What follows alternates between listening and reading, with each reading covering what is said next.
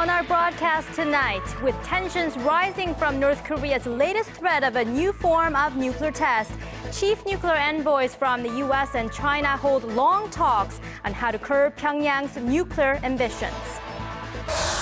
Seoul flatly rejects Pyongyang's offer to jointly investigate recent drones found crashed in South Korea, as the North remains the chief suspect in the case. Plus, the government champions the appeal of SMEs and takes cues from the Swiss as it lays out measures to boost the nation's youth employment rate. These stories and more next on ARIRANG News at 8. Good evening and thank you for joining us. It's Tuesday, April 15th here in Seoul, and I'm Choi Yu-sun.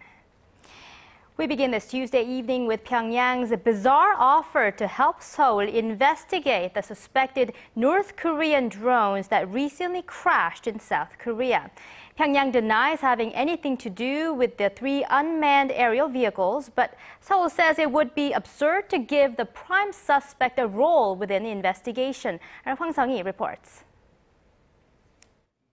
South Korea has rejected North Korea's demands to conduct a joint investigation into the drones that crashed on South Korean soil late last month. An official at South Korea's presidential office said Tuesday that there could never be a case where the prime suspect was allowed to investigate evidence into his own crime. He added the South is conducting a thorough and scientific investigation to collect more evidence to prove North Korea sent the drones. South Korea's defense ministry called North Korea's offer a low-grade tactic of psychological warfare. Seoul says it was spied on by the 3 drones, one of which flew over the presidential office. North Korea denied responsibility Monday, accusing the South of fabricating the latest case.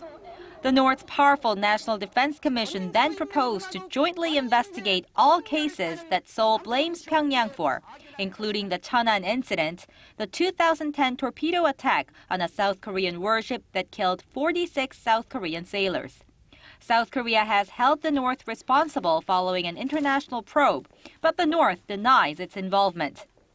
The commission asked South Korea's top presidential security advisor Kim Jang-soo to lead the South Korean team in the joint investigation. South Korea's defense ministry released an interim report on its investigation last Friday, presenting additional evidence like engine capacities, fuel tank sizes, flight hours, and designs that further point to Pyongyang as the perpetrator. Hwang Sung-hee, ARIRANG News. Moving on to the ongoing diplomatic efforts to resume the 6-party talks aimed at ending North Korea's nuclear weapons program. China's top nuclear envoy has met the U.S. point man on North Korea in New York following its recent meetings with counterparts in Seoul and Pyongyang. Yoo Ri-an has the details. The top nuclear envoys of China and the United States met for over 3 hours on Monday for the first of their 3 scheduled meetings. While the two did not answer any questions following the meeting, diplomatic sources in New York say the two discussed ways to stop Pyongyang from carrying out additional nuclear tests.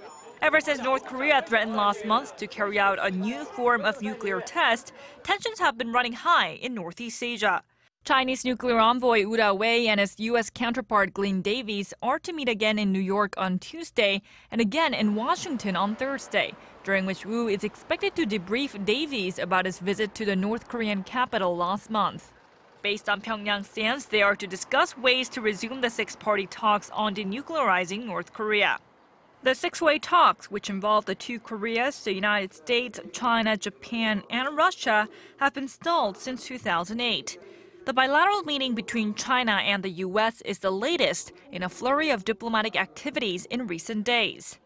Prior to his visit to New York, Wu met with his South Korean counterpart to discuss similar issues. There, diplomatic sources in Beijing say he requested South Korea refrain from holding joint military drills with the United States, saying the drills are a stumbling block towards resuming the 6-party talks. South Korean envoy Hwang Jung-guk reportedly said that such a move would not be considered, as the exercises are purely defensive in nature. Yoo Ri-an, ARIRANG News. The long-delayed South Korea-U.S. Defense Cost-Sharing Pact has passed the first hurdle at the Korean National Assembly. The Parliament's Foreign Affairs Committee gave the green light to Seoul and Washington's renewed Special Measures Agreement on sharing the cost of stationing 28,500 U.S. troops in South Korea. Lawmakers agreed on Seoul paying some $880 million annually from this year through 2018, a 5.8% increase from last year. The pact's approval had been delayed, which sparked concerns that South Korean employees of U.S. Forces Korea would be forced to take unpaid leave and that affiliated firms would have to suspend operations. The bill will now be put up for vote at a plenary session on Wednesday. It's official. U.S. President Barack Obama will visit Korea on April 25th and 26th. The presidential office in Seoul says Presidents Park and Obama are expected to discuss ways to develop their strategic alliance, as well as how to cooperate more closely on North Korea's nuclear issue. South Korean media is also reporting that the U.S. president will likely arrive in Seoul along with a set of Korea's 9 lost royal seals from the late 19th century. The artifacts, considered national treasures, are thought to have been looted by U.S. troops during the Korean War. Obama's upcoming Asia tour, which also includes stops in Japan, the Philippines, and Malaysia, has garnered a lot of attention as it comes amid strained ties between Seoul and Tokyo over historical differences. Korea and Japan will hold their first working-level talks on the so-called comfort women issue in Seoul on Wednesday. At the upcoming talks, Korea is expected to reiterate its demand for an official apology and legal compensation from Japan for the Japanese military's wartime sexual slavery of Korean women.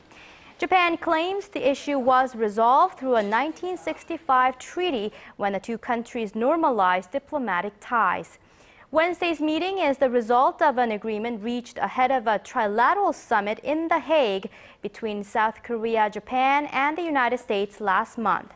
Around 200,000 women, mostly Korean, were forced to serve the Japanese army in comfort stations in the early 20th century.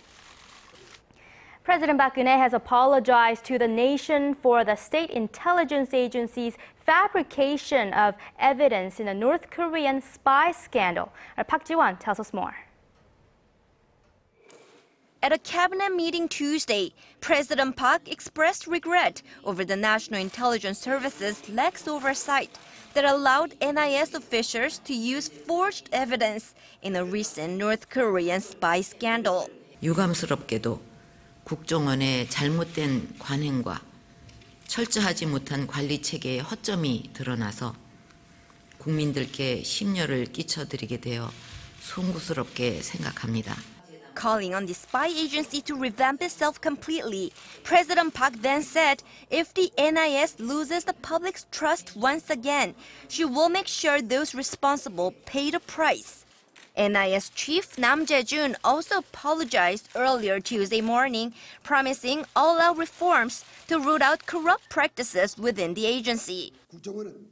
The agency will overhaul its investigation practices and will push ahead reforms with excruciating effort to root out all wrong practices of the past so this type of incident never happens again. The apology followed the prosecution's announcement on Monday that 2 documents submitted in the recent North Korean espionage case were fabricated by the intelligence agency.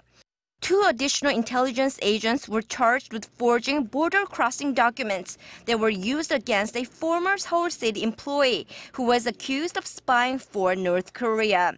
The 34-year-old former city employee defected from the North in 2004 and was charged with espionage early last year. He was acquitted of the spy charge against him last August, but prosecutors appealed the case. The forged documents were submitted during the trial. Prosecutors are demanding 7 years in prison for the former city employee. However, a final verdict on the case is expected to be released by the end of next week. Park Ji-won, ARIRANG News. High performance at a low cost is an attractive combination for any product. That formula has helped Korea's homegrown FA-50 fighter jets find a number of homes in the international market in recent years, and it's expected to find even more as the years pass. Our Shin Se-min reports. Its original purpose was to serve as Korea's own light combat aircraft, but it's finding a home in the international market. The FA-50 is a light attack variant of the T-50 Golden Eagle supersonic advanced jet trainer operated by the South Korean Air Force. Co-developed by Korea Aerospace Industries and U.S. defense firm Lockheed Martin, the FA-50 is capable of combat action with advanced radar and missile capabilities. The FA-50 was initially designed to replace the nation's aging fighter jets, while the T-50 supersonic trainer jets were aimed for the international market. However, the T-50's price tag of over $22 million was a bit too high for many buyers, and it didn't sell as well as anticipated. But the remodeled FA-50 has filled its place. Capable of carrying 4,500 kilograms of weapons, the jet is in the same class as others made in Sweden, Italy, and Russia. But Korea's FA-50 is becoming more attractive because of its high performance in relation to cost. Korea Aerospace Industries signed a contract to deliver 12 fighter jets to the Philippines worth of $420 million in March. It follows similar deals to Iraq last year and Indonesia in 2011. Sights have now been set on Peru, Botswana, and the United Arab Emirates and the U.S., which may be looking to replace its aging Air Force T-38s.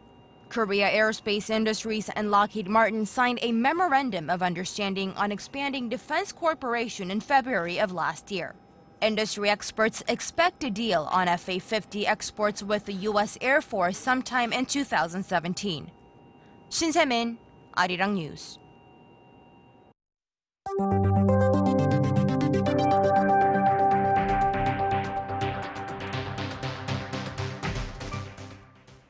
The Korean government has unveiled measures to boost the nation's sluggish youth employment. Our Hwang Ji-e has the details. Here, students can develop specialized skills that are in high demand in the robot industry. Baek Sung-jun, who's in his first year of the so-called Meister School or vocational school, aims to get a job right after graduation. I think I can easily adapt to the business atmosphere and learn a lot about the industry. There are around 40 vocational schools in Korea, but the curriculum is slightly different from the European-style apprenticeship program where students learn and train while they work. So now the government aims to develop an apprenticeship program like that of Germany or Switzerland in these schools so students can receive direct training from companies more frequently. The plan starts next year at 3 trial schools, and companies participating in the programs will receive tax breaks. Those were part of the government's measures laid out on Tuesday to tackle the nation's slumping youth employment rate. The weak youth employment rate means young people are losing the opportunity to raise their labor competitiveness by working. It is also a factor that could erode the nation's growth potential. The measures are meant to address the flagging youth employment rate, which stood at 39.7% last year, far below the OECD average of 50%. The problem is that the nation's small and medium-sized businesses are also struggling with a labor shortage. With the nation's high college entrance rate, most young people want to work for large companies like Samsung and Hyundai. Government measures should focus on improving working conditions of small and medium-sized businesses and raising awareness of SMEs among the younger generation. Through these measures, the government expects to create 500,000 jobs by 2017. Progress will be reviewed during a weekly economy-related ministers' meeting. Hwang Ji-e, ARIRANG News. The top 20 conglomerates in Korea expanded their hiring of contract workers last year. The business reports of 20 companies with the highest profits show that at the end of last year, around 12,600 people were working on contract, which is a 15% jump from the previous year. The rate of increase was the biggest at the three Hyundai Motor Group companies. Kia Motors contract employees grew from 23 in 2012 to 120 last year. Hyundai Kia attributed the increase to vacancies on assembly lines and the rehiring of retired employees. The heads of Korea's 10 largest commercial banks have been hauled in before the nation's financial regulator. The Financial Supervisory Service wants answers for the recent series of high-profile scandals and disastrous data leaks. It's also demanding measures be put in place to stop anything similar from happening again. Kim Ji-yeon reports. Korea's financial watchdog has ordered commercial banks operating in the nation to draw up fundamental countermeasures to deal with corruption and the spate of data leaks that have rocked the banking sector in recent months. The Financial Supervisory Service says the presidents of the banks will be held personally responsible if they don't get a handle on the moral or data breaches. That was the message delivered during a meeting Tuesday morning with the chiefs of the country's 10 largest commercial banks present. The regulator called on the bank heads to modernize their work practices and improve employee ethics by implementing surveillance measures. They include forcing employees to take short leaves of absence so that their computers and files can be examined for any signs of mistakes or wrongdoing. The regulator also called for the rotation of employees to different posts to prevent corruption. The FSS says it will take a closer look at banks that show early signs of problems and conduct an impromptu inspection to prevent financial catastrophe. The FSS has already conducted these types of inspections on 2 commercial banks, the Korea Exchange and Daegu Bank, after detecting problems concerning dormant deposits. FSS Governor Choi Soo-yeon had earlier blamed the recent string of data leak cases on lax management, saying bank chiefs that failed to properly monitor their employees would be punished. Choi also said that the problem is not limited to just commercial banks, but also to other financial entities, from credit card and insurance companies to savings banks. 3 of the nation's largest credit card firms were found to be responsible for a personal data breach in January of tens of millions of their card holders, the largest leak in the country's history. Kim Ji-yeon, ARIRANG News.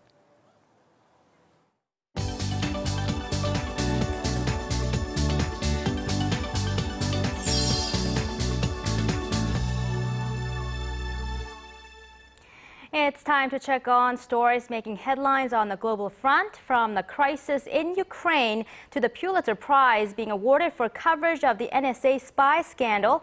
We go live to our Paul Lee at the News Center.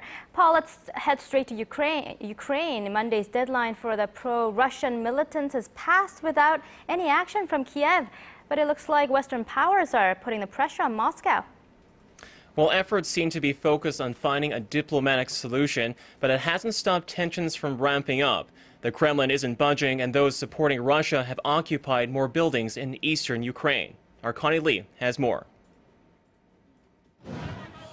The unrest continues in eastern Ukraine. The deadline for pro-Russian protesters to leave Ukraine came and went with no withdrawal. Instead, the protesters took control of yet another government building on Monday, this time a police station in Horlivka. If they don't give us a chance to hold a referendum, we'll force them to give us a referendum, because it is the utmost form of democracy. That's it. At least 10 cities or towns in eastern Ukraine are occupied, prompting the EU and the US to threaten greater sanctions, including trade sanctions on Russia over its actions. The White House said it had urged Russian President Vladimir Putin to tell his pro-Moscow protesters to leave the occupied buildings in eastern Ukraine. Putin denies any interference in the region, but the West isn't buying it. There can't really be any real doubt that this is something that has been planned and brought about by Russia. The forces involved are well-armed, well-trained, well-equipped, well-coordinated. As fears of an all-out civil war increase in Kiev, leaders from the EU, US, Russia, and Ukraine were set to hold talks in Geneva on Thursday in hopes to finding a diplomatic solution. Connie Lee, ARIRANG News. Well, let's hope for headway in those upcoming four-way talks. Moving on, it's day 39 of the hunt for that missing Malaysia airliner. Paul, do we have any new leads on the plane's black box? Well, Monday's international search mission involving 10 military and civilian aircraft and 11 ships did not turn up any further clues on the location of the wreckage. Meanwhile, the deployment of the U.S. Navy drone Bluefin 21 was cut short after it exceeded the depth limit while scouring the ocean. Malaysian authorities say the data gathered by the drone is currently being analyzed. As we all know, the Bluefin 21 AUVs have been deployed, and 16 hours have been done to search and photograph the seabed, and photographs are being analyzed at the moment. The launch of the underwater vehicle marks a new phase in the 6-week search for Flight 370. Officials say they've narrowed the suspected crash site of the Boeing 777 to some 600 square kilometers in the southern Indian Ocean. However, it could take months for the underwater robot to scan the entire search area. Let's hope the search teams can finally answer this mystery and give the families of the missing passengers the closure that they deserve. But I hear Beijing's top leader also made some recent remarks on the Malaysian airliner. That's right, Yusun. Chinese President Xi Jinping reportedly said that Chinese efforts to find flight MH370 should not waver until the wreckage is found. According to Xinhua News, Xi made the remark at a debriefing during his visit on Monday to the country's Air Force Command headquarters. In addition, Xi, who's also the chair of the Central Military Commission, told troops to strengthen their offensive and defensive capabilities. In particular, he cited the need for faster airspace integration and modernization of the Air Force in safeguarding national security. Regional tensions have been high since last November, when Beijing declared an expansion to its air defense identification zone in the East China Sea. And Paul, before we let you go, let's turn to the United States. The winners of this year's highly coveted Pulitzer Prize have been announced, with coverage of the National Security Agency's secrets taking the top honors. Yes, the Washington Post and the U.S. version of the UK's Guardian newspapers were named co-recipients of journalism's highest award for public service. The Pulitzer Board said it took note of their authoritative reports on the U.S. spy agency's global surveillance program based on documents leaked by former intelligence contractor Edward Snowden. The reports, which were criticized for compromising national security, helped to spark debate about the limits of government surveillance. Also on the winners list was the Boston Globe for its breaking news coverage of the Boston Marathon bombings, which marked a one-year anniversary on Tuesday. Yusun? All right, Paul, thanks for that update, and we'll see you back in just about 2 hours.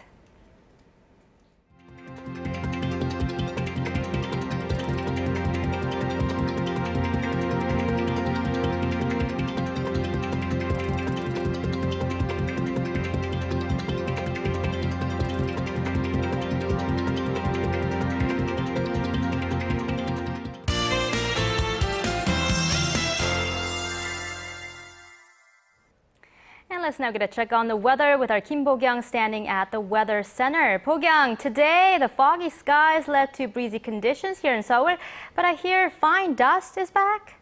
That's right. Currently, Seoul is seeing 102 micrograms per cubic meter of fine dust, which is about 3 times the normal levels. Moving on to our current conditions, the nation will gradually be at the edge of a high-pressure system from the West Sea, which is why we're seeing clouds hovering above some regions. Well, today, daytime highs on the eastern coastal region soared to the high 20s. In fact, Ulsan City jumped to 28.3 degrees, which is about 9 degrees higher than the seasonal average. As for tomorrow's weather, the western coastal regions will jump about 4 to 5 degrees compared to today.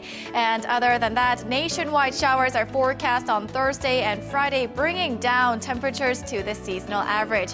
Looking ahead at tomorrow's readings, Seoul and Busan make it to 22 degrees, Daegu peaks at 27. Moving on to other regions, down on Jeju Island, the daytime high will reach 19 degrees. Dokdo and Mount Kumgang should top out in the mid-teens. Well, that's all the updates I have for Korea, and here's a look at the international weather.